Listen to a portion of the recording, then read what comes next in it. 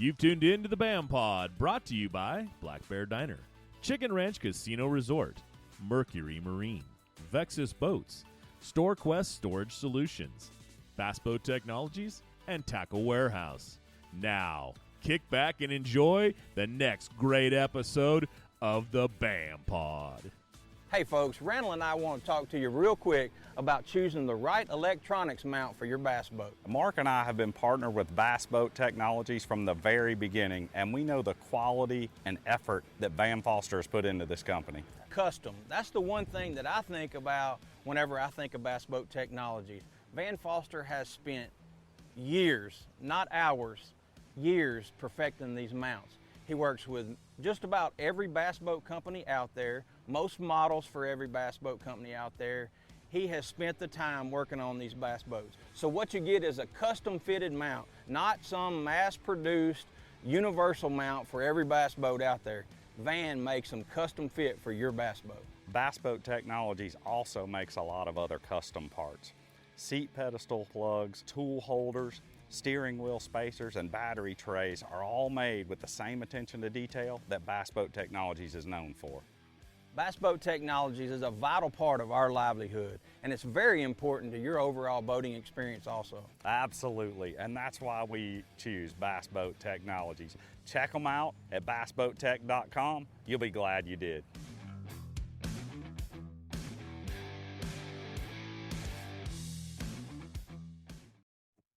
All right, welcome in everybody to the BAM Pod. I'm your host, Big Ed, and on the line tonight, I've got the man who just went out on the California Delta and took home the big trophy, the boat, the Vexus boat with the Mercury Pro XS on the back of it.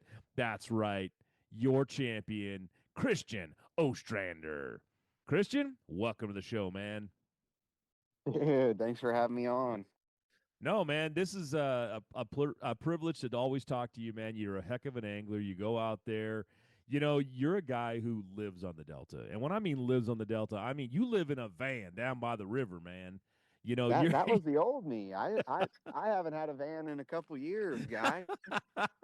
You live on this thing. You guide on this thing. You love the Delta. I know you do. And you went out there and proved that you're one heck of a stick. You always do. You know, you travel all over the country doing this thing. This fishing lifestyle is something that a lot of guys would love to do, and you're doing it, man. But let's talk about this win. You went out on the Delta, and it was weird conditions. It was ups, it was downs. The weather was kind of consistent, but at the same time, it kept getting colder, and the wind would come up, and then it would go down a little bit. How much, was all of this affecting like your bite? And let's talk a little bit about what part of the Delta you fish. It's such a large body of water. Were you north, south, middle Delta? What was your kind of thing? You know what? I weighed all 15 fish, basically central Delta. I had one area kind of maybe you can call it a little west out by like Little Frank's. And that was it, man. Got them all right there central, which is awesome because the last couple of years you've sort of had to run south or north, and I caught them all close to home. Wow, that's awesome. Yeah. Was there anything, this time of year, Mark kind of talked about it up on stage, and when I looked at it when I went out there, the water looked really good. I mean, it wasn't too stained, it wasn't too dark, it wasn't chocolatey still. It was really good water. It was pretty clean, looked good. What was your main, approach to fishing out there? And I know you talked a little bit about some of that, like out on the stage, about what you did. But let's break it down a little bit further and talk about, what you were looking for and the time of year. What stages are the fish in? Yeah, you know what? A lot of fish spawned really early this year. There was fish already spawning January and February. So, that place is just super, super healthy right now. All the grass and everything, there's definitely were still a lot of spawning fish, but I believe a lot of my fish were straight up post spawners, just eating bluegill and crawdads, just outside of current. So can you hear me all right? Oh, I can hear you just fine. Okay, cool. Just making sure because my phone's been a little goofy. So, um, but yeah, that was my main deal, and just fishing areas with good, clean hydrilla, and also Okay. like around some cheese mats and areas with hard bottom, and where fish were basically done spawning, and the bluegill were up there doing their thing. So that was my main deal, and uh, yeah, man, I had a couple just basic at what rods everyone else was doing. So, I chattered some fish. I mainly weighed all my fish punching and throwing a worm. So Okay. that I did it all. I threw a frog, I've I threw a whopper plopper, I threw a spook a little bit. I had the rods on the deck, but after the first 2 days I just sat down and I had a punch, a chatter, and a couple spinning rods, all with just Mm, worms on it. So wow. I'm Were a you big so you time spinning rod worm guy. really? So were you drop shotting those fish out on the delta? So I'm big time 7-inch Magnum Zoom trick worm. That's what I really Okay. like. I throw a 4 and a 5 inch uh, Cinco as well. I've caught a ton of big fish, even on a small little 4-inch worm. Wow. This year seems to be it. Last year, if you were telling me this, I wasn't too crazy about it. I was mainly fishing dirty water, chucking and winding, or or picking up a flipping stick. But um, you know what? I've had to mix it up when they're not biting the punch. It just takes a couple banks. You going down these punch areas, and if you ain't getting bit, it's time to kind of pick up a worm. They're really not under the grass or the mats as much, and they're just hanging around the outside. And you make a far cast, straight braid on a Mm, spinning rod. That's my wow. deal. Straight braid, Sharpie that line, super thin line. You can cast a million miles. Have a good, light, but like a light rod weight wise, Hmm. but a little heavy. Um, you know, Kind of throwing an expensive Dolphins Ecstasy that I really like, and you can just fill everything. Feels good in the hand, and whip a worm around. Wow. I think you're going to blow Yes, some sir. people's minds with that. That's something I really like to do. In your old age, you're So maturing into the finesse rod.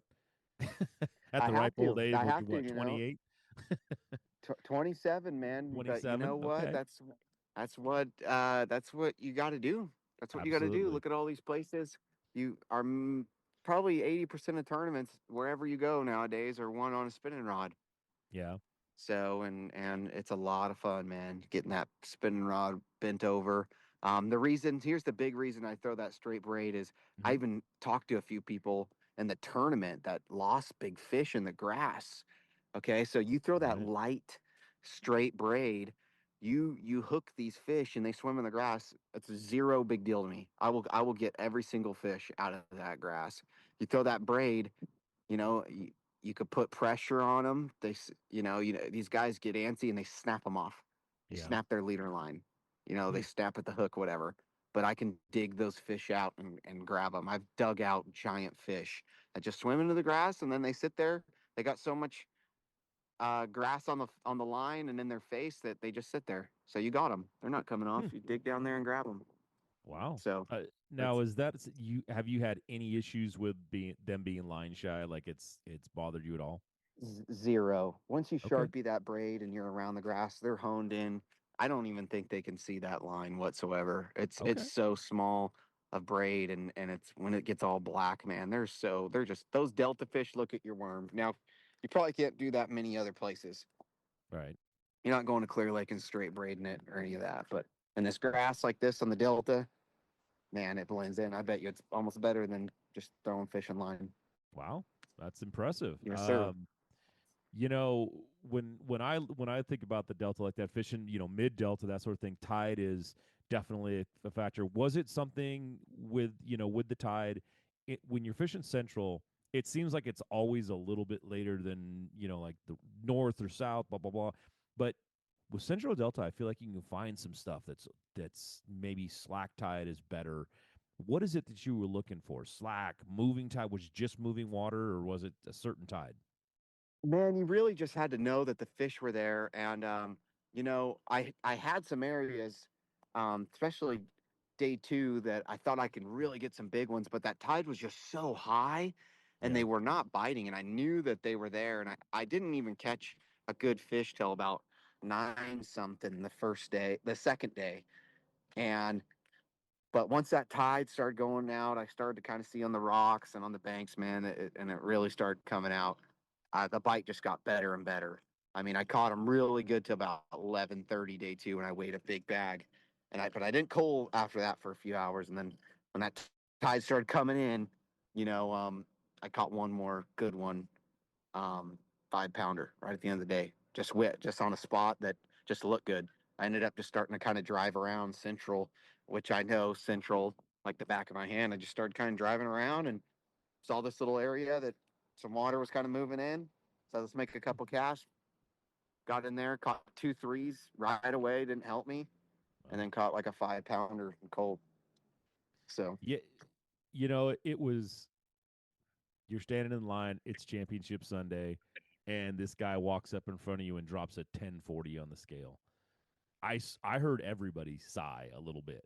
oh, You dude, I had a was good bag of fish, and you still took like, oh man, Bo drops that fish on the scale, and what goes through your head right there? I mean, you had a good bag of fish, like I know you knew you had over 20 pounds in there, so it was right there, right? Yeah, so I mean, he was showing it off a bunch in the weigh-in line, and that's what made me sink because you catch a 10 pounder. I mean, don't get me wrong, I've weighed 9 pounders in a tournament and not even broke 20 pounds. It that Yeah. happens. So him showing that fish off, I'm like, man, but he's been on him. He's gonna have 23, and I'm gonna come up short. He's gonna have 23 or more with a 10.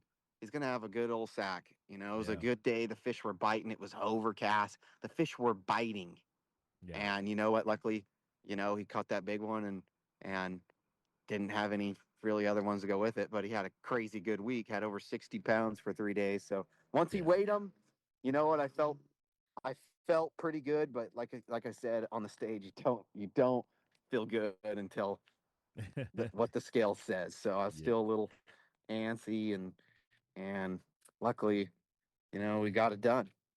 Yeah, But I was nervous. I was scared.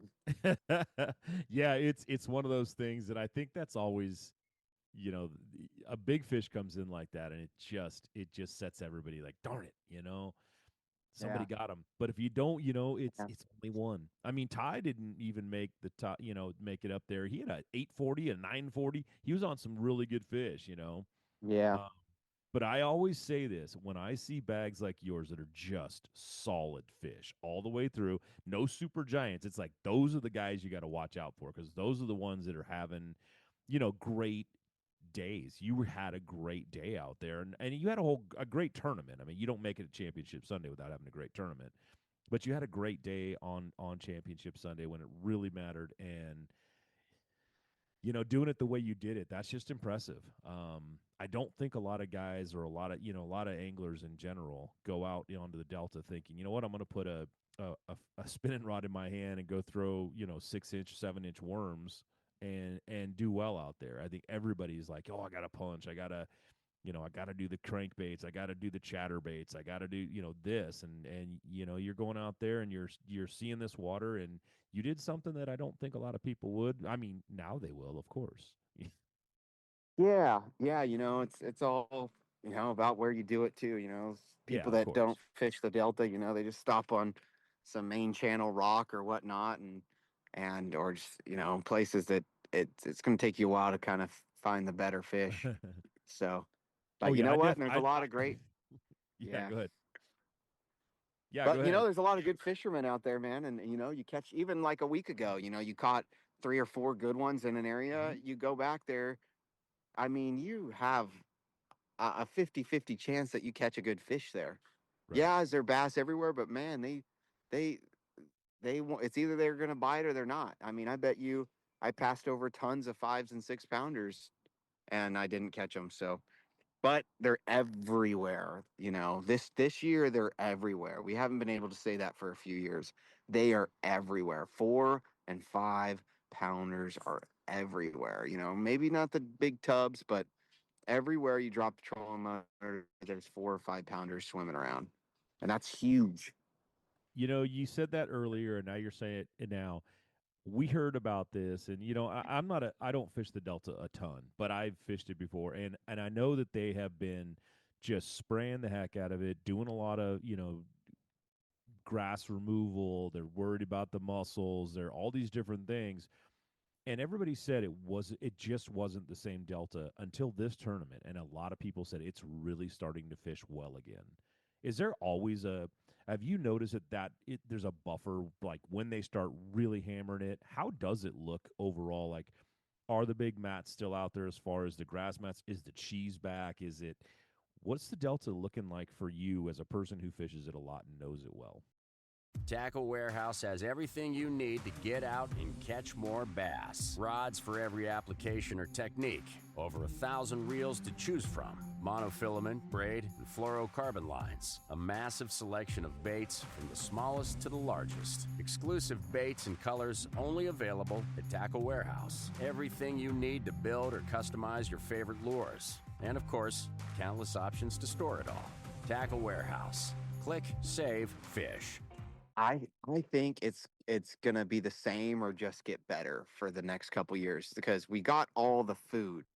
Okay. Okay, so the amount of crawdads and bluegill and even still like shiners and stuff in the Hmm. delta, it's bananas. There's so much food, and the last like 3 years since we had that insane cold winter all the way till like May, a couple years ago, the worst year I've ever seen the delta. I mean, there was many tournaments won with 16, 17 pounds. Hmm. Ever since then, they had crazy good spawns. Remember, these delta fish will spawn, they will spawn 2 or 3 times. They'll spawn at least, 2 times. They will spawn all the way to middle of June. They do not Wow. care. That delta bass, they do their things. They're wild fish, man. So, but other than it's just looking crazy good. There's way more good mats, but that also brings in the factor that it spreads the fish out a tiny bit. I know that I said that they're everywhere, which they are, but you get on some of these punch stretches and you'll punch and punch, punch forever, and then all of a sudden, bam, catch two. Whether they're 5 pounders or 2.5 pounders, man, it Hmm. seems like they kind of just been rolling together. So when you usually punch one or usually catch some fish down a bank or catch a fish, you usually catch one or two right after that. So they're kind of rolling around together with all that good grass after those last couple of years where there's only good grass in certain areas kind of Right. piled up the fish. Now they're everywhere. You know, that grass is just kind of everywhere because so it kind Hmm. of makes them bunched up, but and you got to kind of find them. You know, One of the other if that things makes any sense. Oh, it does. But one of the things you had talked about too was that right now it's kind of a bluegill pattern. They're really keying in on those blue. There's so much food out there, but the fresh new food is always the good food, right? So Yeah. they're keying in on the bluegill right now. How does this thing kind of transition? Does it go from bluegill to shiners to shad to crawdads to how does the delta kind of set up and how do you feed those patterns or how do you work those patterns and like what's the next one coming up? Oh man, that's a hard one. Definitely coming in the summer, they get crazy on red and Okay. crawdads. I definitely still think they munch around some bluegill, but delta fish, man, they're opportunists. Right. They'll eat anything. There's been times where, uh, in the past, guys have told me that they're eating is baby bass. Hmm. I've been in areas where there's so much fry it looks like you're in a pocket at Clear Lake where there's just shad everywhere. It's just, Yeah. I mean, dude, the Delta, it's just like, wow, what the heck, man? How many fish spawned in this area? There's fry every Hmm. 10 feet. Them little jokers here in a couple weeks, they're gonna all be, a couple inches, and those bass, man, they're gonna munch them. So Yeah, I mean, that's probably one of the hardest things about the Delta. I remember when I started fishing the Delta, it was kind of like everywhere looked like it was the greatest spot ever, and yeah. it's a tough one to break down. And when you spend the years that you've spent on it, learning it and getting it done, it makes it a little easier for you, I'm sure, to know where the good spots are or where you found good spots. I should say that because you know what? I'm sure you fish areas that you've never seen anybody else on, but at the same time, somebody else has too. That place sets up so well and fishes so well in so many different areas. As you go from, this time of year where it's so weird. I mean, it's just it was warm, really warm for a while there, and then it just went down, and we've had rain again, and we've had wind again, and we've had cold again, and it's like, wow, it's definitely a spring, but we're going from spring, and we're going to go into summer. As summer transitions in, are you excited about that, or is it more of a thing that you like the cooler weather, or does the warm weather really put those fish where you want them to be? You know what? My best guiding has always been in the summer. It's always Mm. consistent, but the last couple years it hasn't really been as hot as summers. Can you kind of like agree with me a little bit?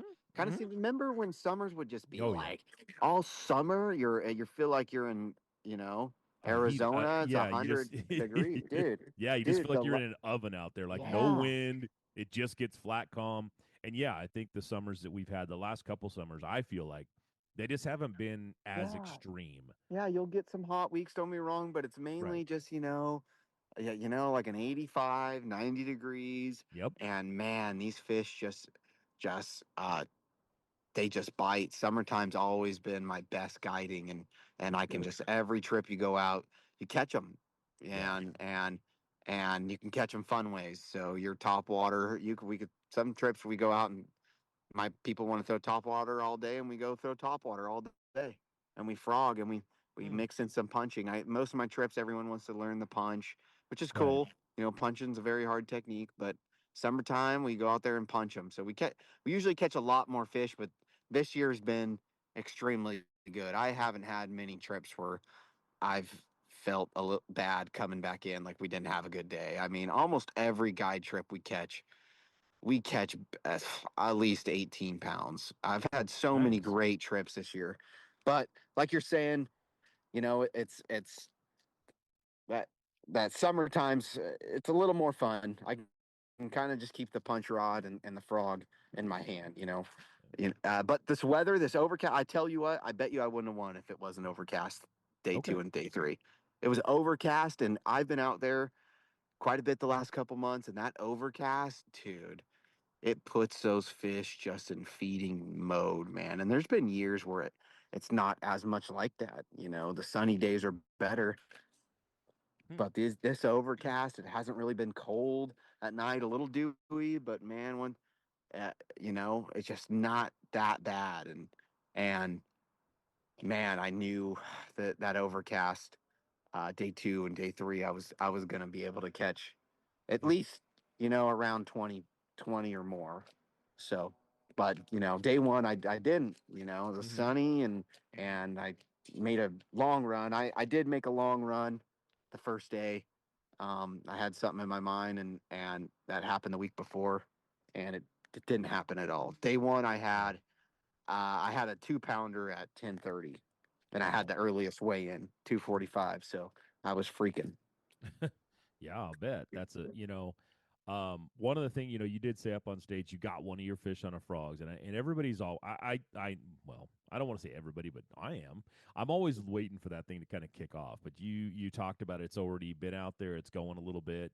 Um, is that bite one of those ones that it turns on at a certain time, or is this a little early right now, or is the best frogging still coming?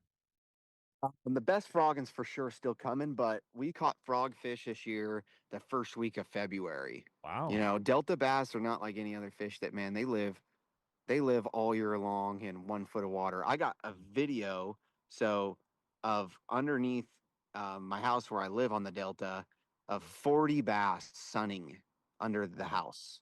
Hmm. Under the house. I live in the back of a dead end slough, and it felt like all the shad in the Delta were back there in January. It was crazy.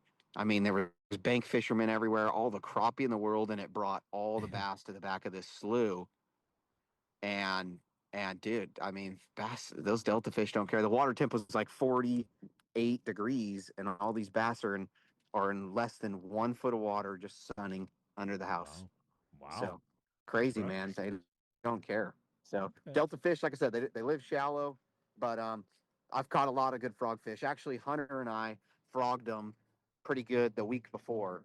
The pro am, we had 23 something, and we frogged them up, and that's why I was all, the first day I went frogging, man. I went Yeah. straight up frogging, and no frog bass.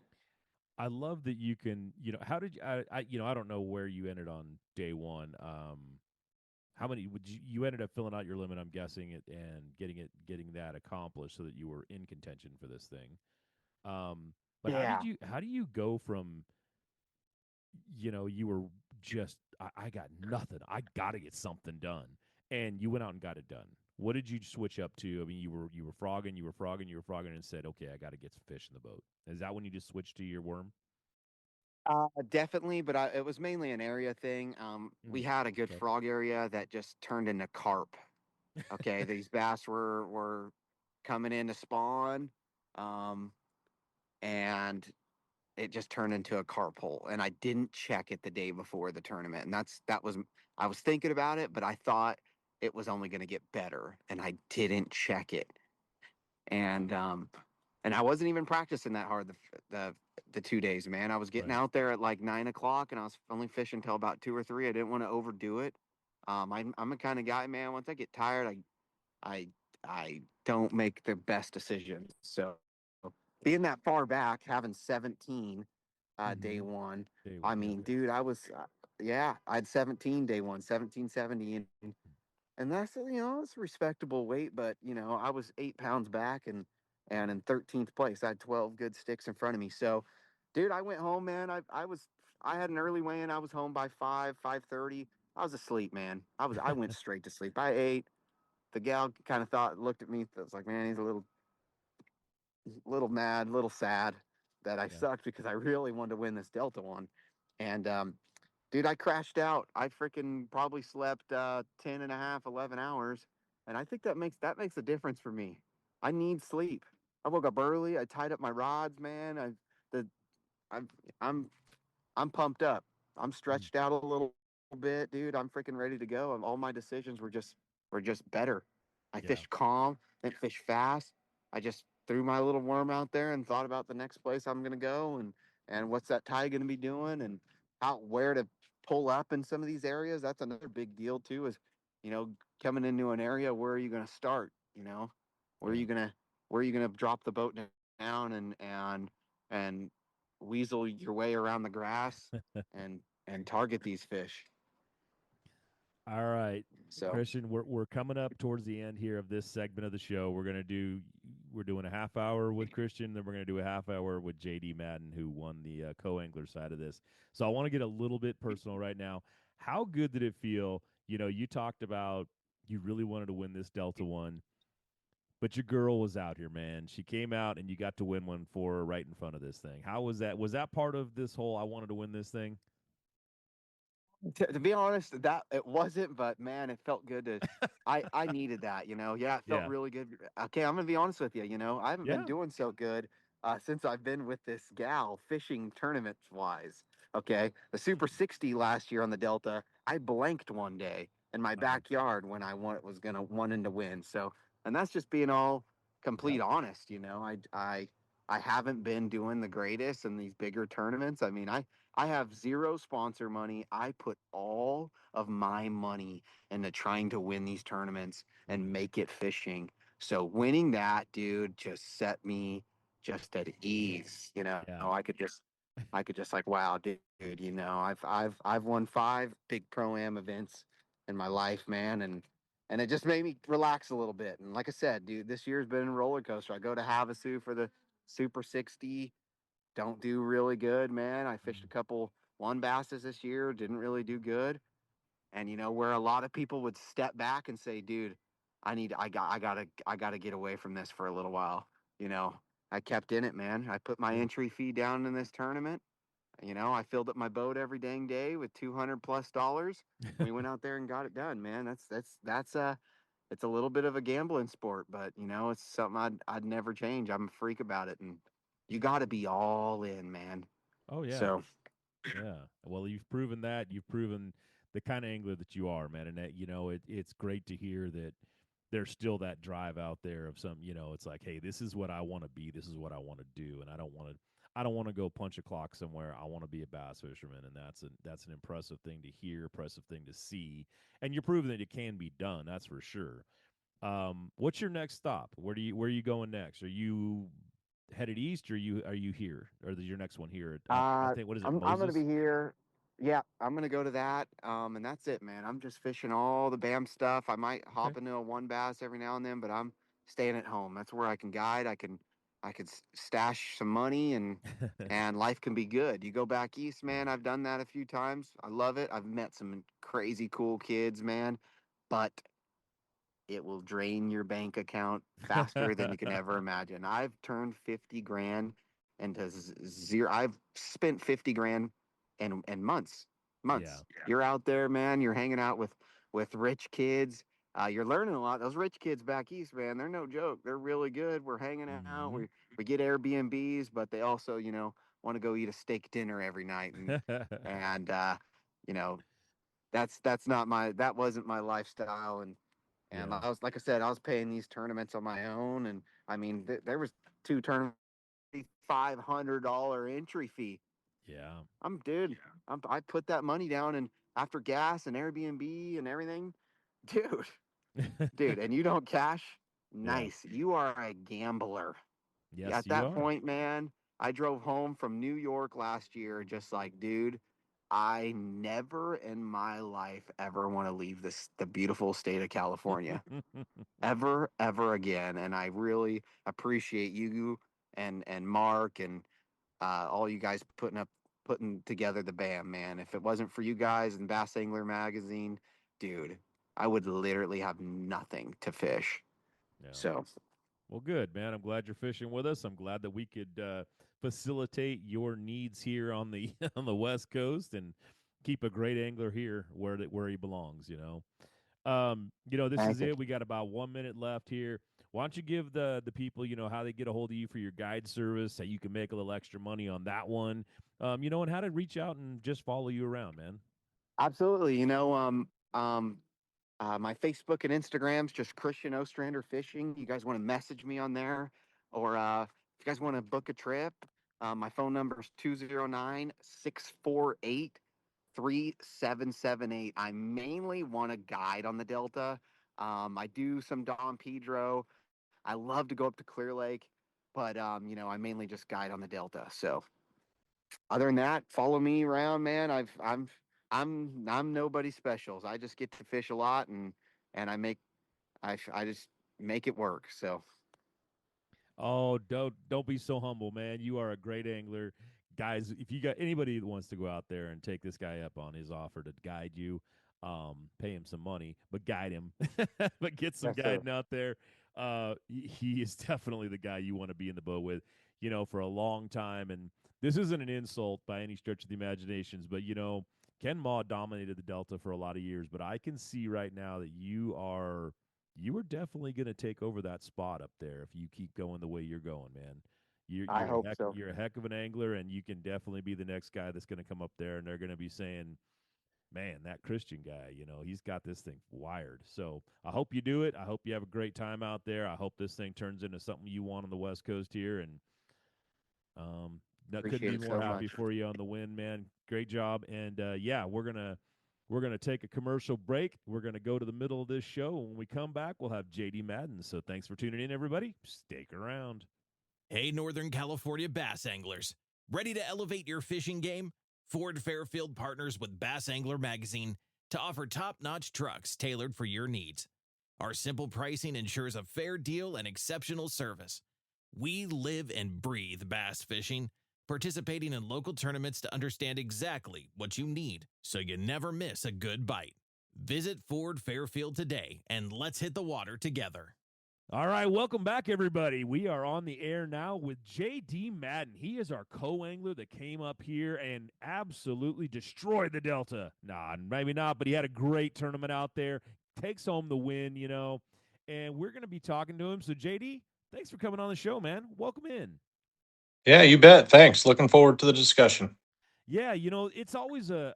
I've said this for every time I go out there. When you're talking about fishing behind some of the best pro anglers on the West Coast, it is a tough job, man. And you went out there, you did a great job.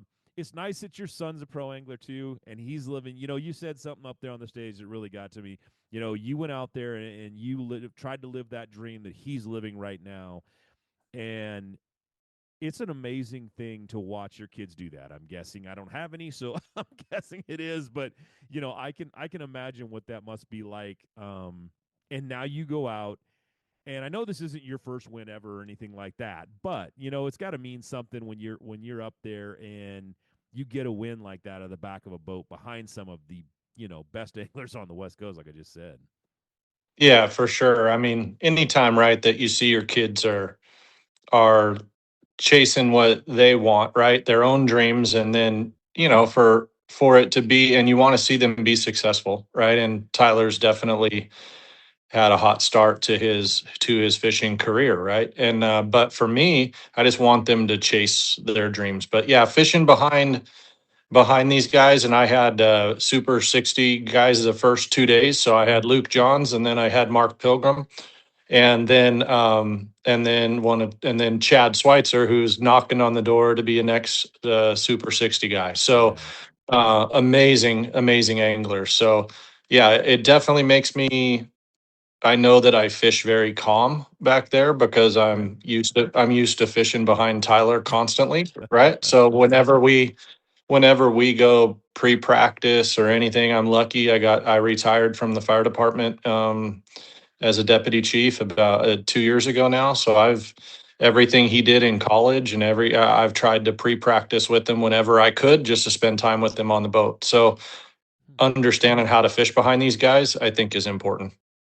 Yeah, and and it is one of those things that it's very tough. And the Delta makes it even tougher because they don't, you fish behind, like you said. Chad was leading this thing. He did a great job. He was right there. You did something that's really cool also, but I'll get to that in a second. Then you fish behind Mark Pilgrim and you fish behind, who was your first guy you said? Luke Luke Johns. Johns. Yeah. Who's won a boat here and done his thing. He's a heck of an angler. These guys do not leave a lot of water. They get it, they cover it, and they hit it. And you've got to pick out your spots and get your areas. And it's an amazing thing to watch the co-anglers, especially when they excel the way you just did. And what you did was you led from wire to wire. You were always in the lead. And you took the whole thing, took home the bigger trophy and everything else. I mean, and you did that. That's an amazing feat to do right there, wire to wire. And I know we've had it done before, but it's all, to me, it's just always impressive to see. Um, let's talk about what a co-angler has to do back there. First and foremost, you've got to catch fish, and that, like we just said, that's not the easiest thing to do when you're fishing behind guys that are of that caliber. What did you do, and how did you change up what you would do if you were at the front of the boat and convert it to the back of the boat? What did you kind of do? Was it a certain bait, or was it just like, what, pick their spots apart as they went? Yeah, so I mean, I've been on fish out here, so I guide on the Delta. So I'm a licensed guide out here. So I've been on fish. I had tournaments just a week before this one where I weighed 21 and a half and 23 and a half. So Okay. back to back days, I was on consistent fish. With that, I understood kind of what those fish, I thought what they were doing right now. So I was very, very methodical behind the guys. And that day one was just one of those days, right? Where you just felt like every bite was a big one for me. And it just, um, Luke was fishing fast, right? He did Mm-hmm. some fast fishing, but for me as a co-angler behind him, I was prepared to try to pick apart what was left. And those fish that I got were on a Cinco. Okay. And I got four out of my five fish that day on a Cinco, and a 6 inch Cinco. And I specifically wanted bluegill type colors. I wanted something with some purples in it, some blues. And the reason was that those fish wanted to spawn, right? We were sitting right on top of the full moon, and I knew that those fish were going to move up onto beds. So if I saw an area where I thought there was enough of a hole behind the weeds where if he was chatterbaiting or doing what he was doing, then I could get into those holes. and that's what I did. And I got two fish, four and a half and like a four and a three and a half pretty early. And then I did punch a 6 3/4. Wow. And again, just I really paid attention to every spot that Luke flipped with when he punched in front of me. I made sure that I never put it within a couple feet of his.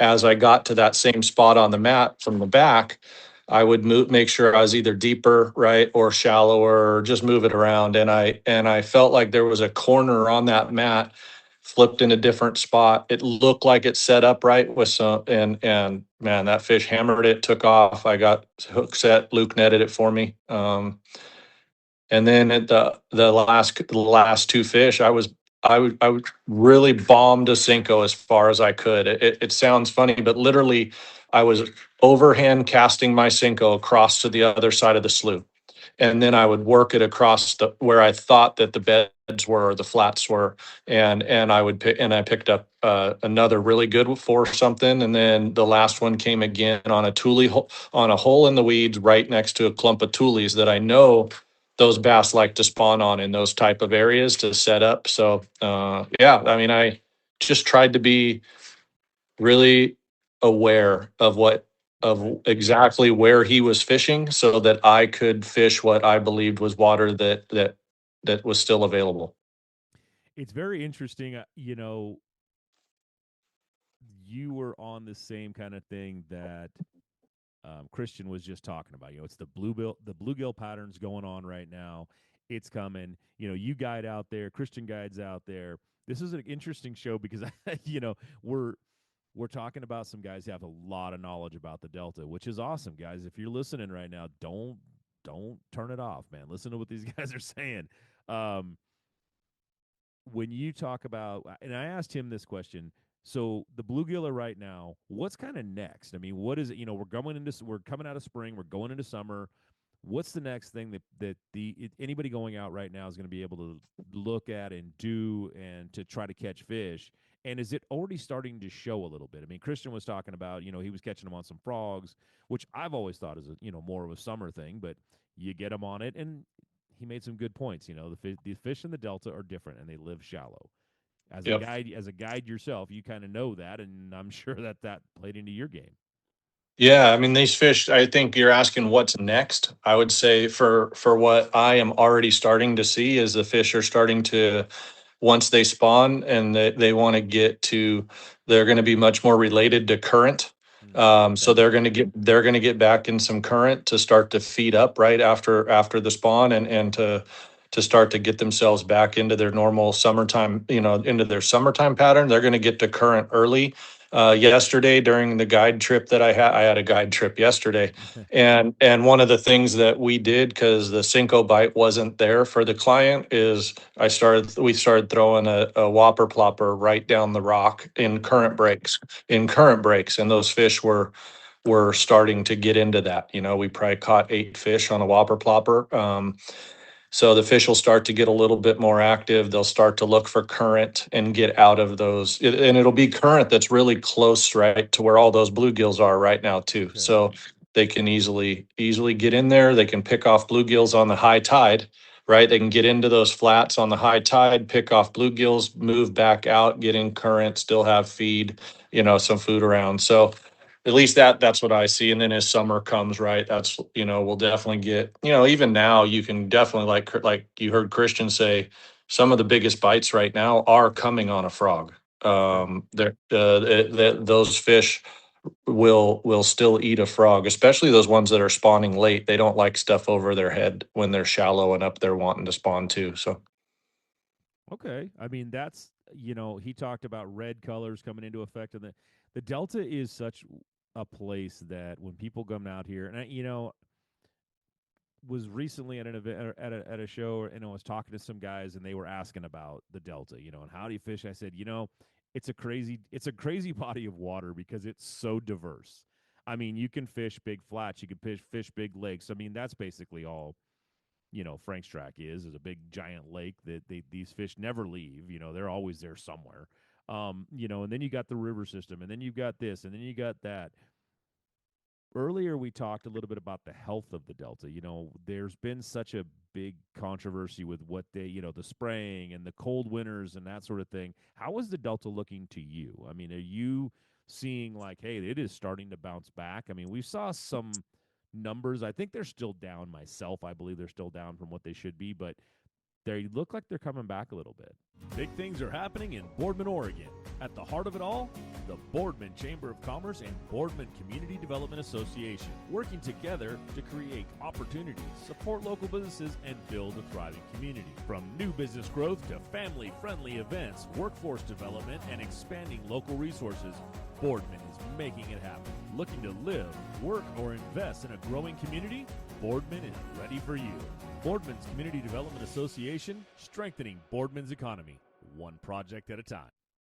Yeah, I think the quality is definitely coming back. Numbers wise, I think there's still a little room there, right, to go. There's a ton of small fish in the system. Like when you're out there, and that's what was really tough on the co-anglers this go around, right? Was there is a ton of small fish. So getting fishing behind guys that are really good or picking off the better, the bigger fish, that you're getting bit, but they're small. But yeah, I think that like Frank's track in particular, I live right here. I live on Bethel Island and Delta Cove, so I'm right on the water. I get to see it. The weeds are healthy, right? They're really, really healthy, and they're healthy throughout kind of the system right now. There's been a lot more weed growth, I would say, this year than I've seen in the last couple. Probably in the last 2 years, the weeds are just back, and they're healthy. So there's still some significant spraying, right, going on, and that kills off the weeds. Even right here, in my own looking out my window, right, I can't see a weed anywhere because Delta Cove sprays, right? They spray because people care more about their boats and swimming than they do about fishing. So Right. they continue to spray in here. So yeah, I mean, and then the sea lions, they're always an issue, right? That you hear Yeah. people talk about there, that you hear people talk about, especially during the spawn, right? It's very disheartening to see them. They follow in the stripers, and they'll be throughout the system, and they come during this time of year, and then they can pick off bedding fish really easily. Also, you'll see them cruising shallow, but Hmm. I mean, to me, that's just a normal part of the ecosystem, right? Okay. I don't get too worried about the sea lions. I know that I can move and I can fish different stuff, but the spraying is caused by man, so that one bugs me a little Right. bit more. Yeah. Does that kill an area? I mean, when you see a sea lion come up like that, is it like, all right, let's get out of here because there's a sea lion in the area, or is it just like, eh, To just keep fishing? to to me, it depends on where that sea lion is. If it's in the middle of the channel and it's running, it's just cruising along the middle of the channel and eating stripers, I don't really worry about it a whole lot. But if I see them where I've been in Big Break, I've been in Frank's where they get into there and you start seeing them run the sparse toolies, then I get out of there because there's no point, right there. Those I don't want to fish behind a Right. fisherman that's better than me, and that sea lion definitely better than me. um, yeah, has a different agenda too. When you're out there, you're guiding, you're fishing right now. The punch bite seemed to be there, but it also seemed to be off a little bit at this tournament. Like I feel like they were more spawning, they were more in that. As the summer kind of progresses, that punch bite gets better and better. And yes or no? Yes, 100%. Yeah, Okay. 100%. 100% it gets better. E- every single really, the punch bite was amazing 2 weeks ago.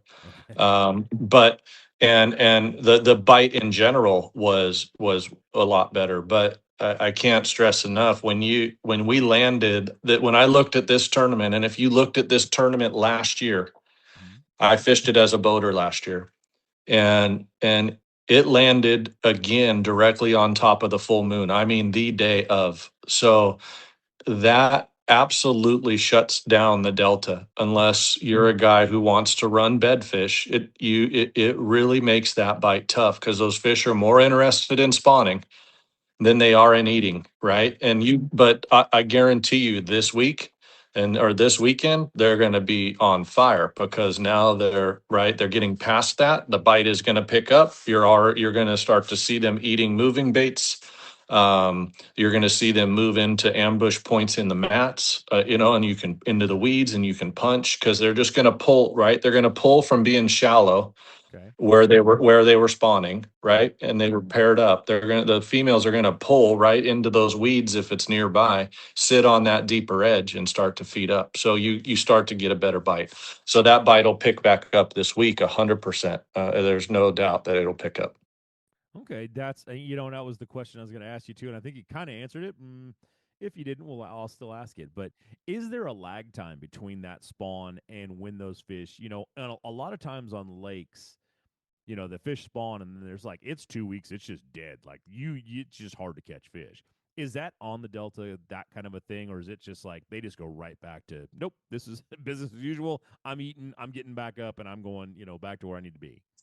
Yeah, I don't see a delay that long. Okay. I see a couple days before the full moon, and maybe a handful of days after. So five or so. So you get that kind of an 8 day in a week or so where it's Okay. really slows down and gets tough. But if you slow down, like that's the key with that bite, right? That's why that Cinco bite from the back of the boat as a co-angler, I thought was going to be the key for me was to be able to just get lucky that I happened to drag it across the right bed, right? And Okay. and if you can do that from a distance, yeah, I'm either dragging it across the bed but I'm approaching those fish from as far away as I possibly can versus flipping real close. I knew I would have a better chance at getting a bigger bite. And that's what happened the first day. Yeah. On day three, the interesting thing on day three was that weather and it, Okay. the wind and the weather Yeah. and I knew, and Chad had stayed at our house for his pre-practice, so we're really close. And he represents Tyler's Rod Company with Western Angler, and so Chad and I was close with Chad, which obviously plays into my advantage too because could fish very comfortably, and I knew he trusted me. And I Yeah. trusted him. There's no feeling out process on that final day. We can get right to work, right? And Right. and and and I decided that day because we were fishing some different stuff than I had fished in the previous days, but in an area that I knew really, really well for myself, that I fish a lot. So I started cranking, and I was cranking the trough. And I knew that if I could get a limit, I had a good chance to win. I knew that I knew if I got a limit on day two, I'd have a really good chance to win, and I didn't. Mhm. Um, so I stressed myself out, Yeah. for day three. I put a lot of more pressure because I didn't catch those last two fish Yeah. on that second day. But that third day I cranked, and I cranked a lot of fish that day, and I was able to Okay. get the bites that ended up winning. I didn't think I had it won with what I had, but I got lucky. I knew it's always hard on the co-anglers on the final day because the pros are fishing for a hell of a lot more money than we are, and they're fishing for a boat, right? And they Yeah. all want to win, and they should fish that way, right? That's how Yeah. it should be. Absolutely. So it makes it day three is always the hardest day to fish behind any of these guys, hands down.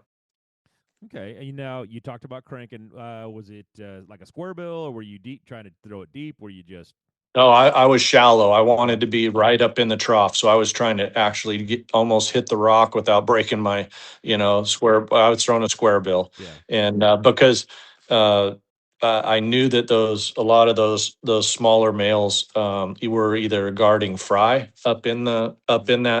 in that little trough between the rocks and the weed line, or they were actually still on a bed, and they're very defensive. So I just threw a crankbait in there as best I could and behind the boat at an angle when I could and just worked that trough. And you would hit the backside of those weeds with your square bill, Hmm. let it float back out, right? Because you hit it. And if you stop immediately, you let that bait float back up a little bit. And as soon as you'd start to engage the reel again, they would hit.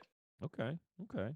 And that's the same kind of area you were focusing on with the Whopper Plopper is the trough It between that first line of grass. There, and the rocks. yeah, with the Whopper Plopper is more it was a higher tide yesterday, so than Yeah. what we had in the tournament. So it'll flood over top of those weeds, Right. right? So now we can throw it right on the bank and bring it right over the top of those weeds at an Right. angle, and then you're targeting both those fish that are sitting on the deeper edge and in the Yeah. shallower. Yeah. Yeah, because there's always that two lines of grass right there, and it's kind of where they set up, whether it's deeper or shallower. But yeah, that's I think that's what people are looking at right there. When you when you had that day, and I was going to ask this question, then you kind of got on there, but you know, day one you come in, you got a really good bag of fish. Day two hits, and it's like, oops.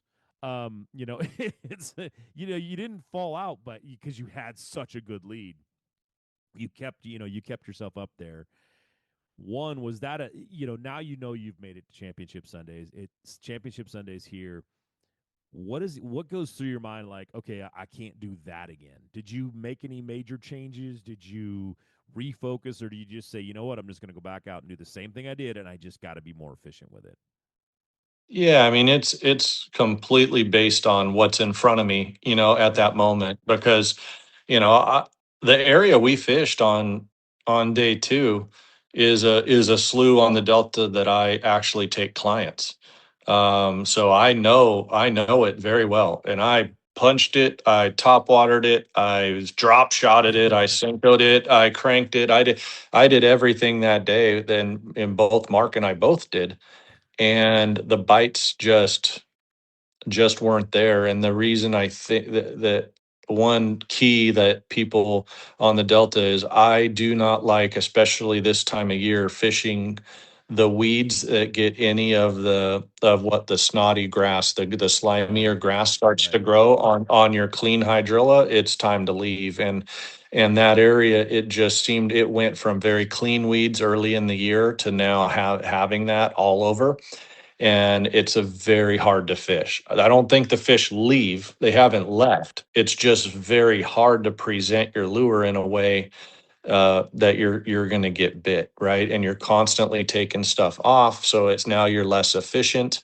So yeah, those fish are still there. Both Mark and I was confident with the area when he told me where we were going. I thought, oh, I got guaranteed limit. Like you know what I mean? In my Yeah. head, it was like I'm guaranteed limit, and if I can get a limit, I'm going to have a really solid lead going into day 3. And then when I was sitting with, I actually had 4 fish, but I had one that it was a line burner. It was 13 on the line, but it, its mouth was like, I mean, if it cracked open at all, it measured. If I pushed its mouth completely shut, I felt it was a millimeter short. And Mark and I looked at it, and I just honestly wasn't going to go to the scale. And after weighing 23 pounds Right. and begging and hoping that fish measured, it wasn't that wasn't worth it to me. I Okay. felt it was the right thing to do to throw it back. And if oh well, my lead wasn't going to be as big as it could have been, I didn't want to risk it. So I threw it back. Okay. Um, yeah. So yeah, made day 3 more interesting. So what I got out of that, and I just and I'm sure he'll kind of appreciate this, but so what you're telling me is that the spot that you went to, that Mark Pilgrim took you to, was a good spot, and it wasn't Mark's fault that he picked a bad spot. The delta changed on Absolutely not. I mean, we it. that area of the Delta is there's many tournaments won there, and Okay.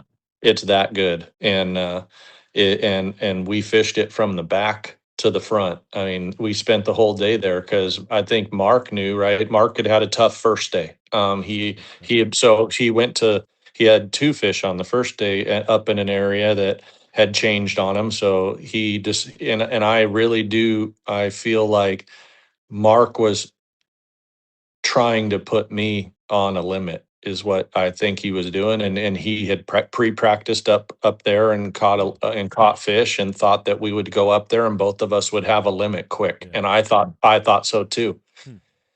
And now those fish, I just think that with the spawn, like with the full moon, now the way you can still catch fish typically up there is you could throw top water over their heads or that, but when they now hunker down to spawn in that slimy stuff, it's really, really hard to find where those good openings are and hard to present it to them because they're not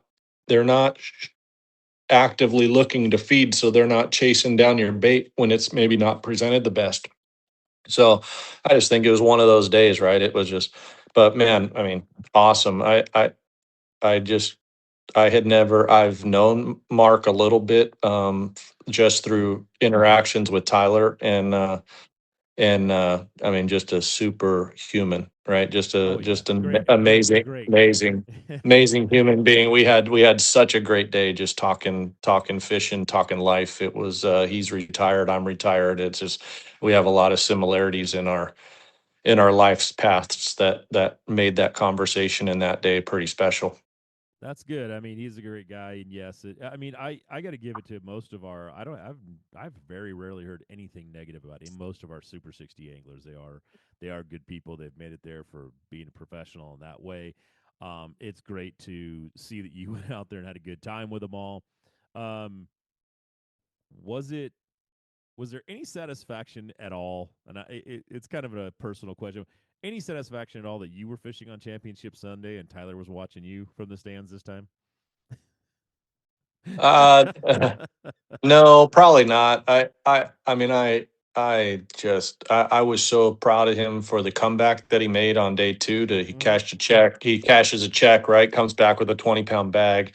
Yeah. Made his adjustments he needed to make, and so I actually felt a little bit bummed because uses my boat, which is wrapped with all his stuff when he comes to the West Coast. Right. So and then there was a live well issue with one of the aerators. Mm. So Tyler had to weigh in at 12:45 that day, and he Mm. was on him, and he was on him. So, and then to miss the cut by 2 pounds. So who knows? Maybe he makes the cut, maybe he doesn't. So I was like, I felt guilty about that. I always do, right? That's probably the most nerve-wracking thing for me when he comes out is Yep. making sure the boat's in premier condition because I don't want that to land. But what was really special was being on the stage and looking out and seeing him there and seeing all of my family and my old team partner or my team partner Yeah. and it was really cool for him to have that reverse role of how I feel when I could see he was super proud. I could see he was proud of me, and then to win it, how much, I mean, just how excited everybody that they were, and how excited he was for me, and he posts about it, and on social media, and the feedback from all of his other anglers out there and Super 60 guys, and that made it that much more special that he knows how it feels to sit in the stands and be proud of somebody up there that's your dad or for me my son, pretty cool. Absolutely. Absolutely. That's awesome. It's kind of right here at the end of the show. Go ahead and give everybody, your guide out there. Give everybody information on how they can follow you, how they can get a hold of you, how they can go out there and experience some of the fishing that you offer.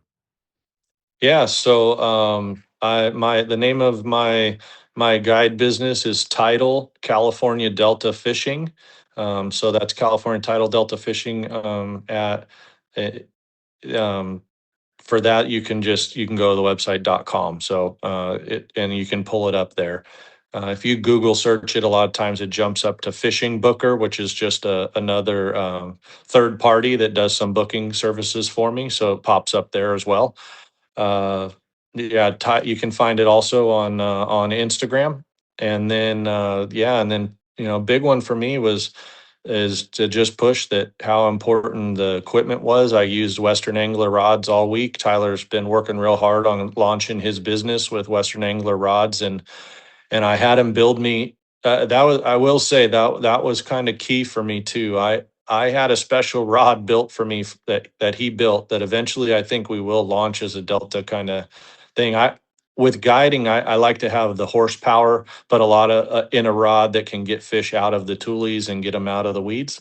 And but yet most of those people can't fish bait casters. So I had them build me a spinning rod on a bait caster blank, a medium heavy bait caster blank spinning rod, and I fish it with 30 pounds straight braid to a wacky rig Cinco, and you can bomb it. And when I bomb it, I know that I've got the horsepower to get that hook buried even when it's way far away. And that played a key role in this tournament for me from the back of the boat, because then I knew I had the power to get them out and I could still present the bait the way that I wanted to. So the Western Angler rods, you can find them online as well.